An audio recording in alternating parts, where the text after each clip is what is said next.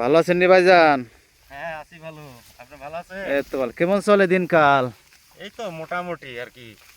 মোটামুটি। তেমন একটু ভালো না আর কি। ছেলে কোথায়? ছেলে তো থাকে সিলেট, ছেলেটি কি কাজ করে? রঙের কাজ করে, যাই ভালো, ব্যাংকের কাজ। যাই ভালো।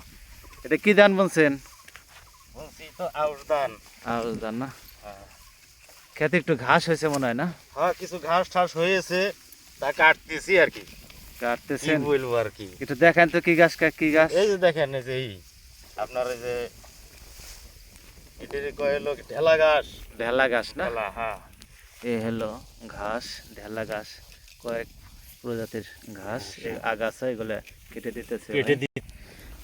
আবহাওয়া তো খুবই সুন্দর ভাই, হ্যাঁ মোটামুটি। সুন্দর বাতাস হইতেছে, হ্যাঁ। রোদের তাপ অত নাই, তাপ থাকলে কাজ করা যাইতো না ভাই। নিরিয়া তো খুবই আরাম, হ্যাঁ। আল্লাহ রহমতে। ভালো আরামে দেখেন না, নানান প্রজাতির ঘাস হয়েছে, পরিষ্কার করে কেটে দিতে। এই যে কয় কাঠা রোপণ করেছেন ধান? এখানে আছে 8 কাঠার মতো। 8 কাঠার মতো? হ্যাঁ। যাই ভালো।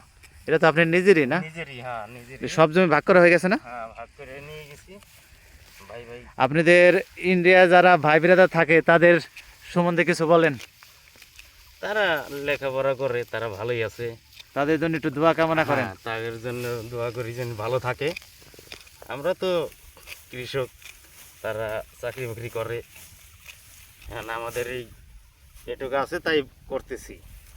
যাক তাহলে ভালো থাকেন। হ্যাঁ আচ্ছা, খোদা হাফেজ। খুদা হাফেজ।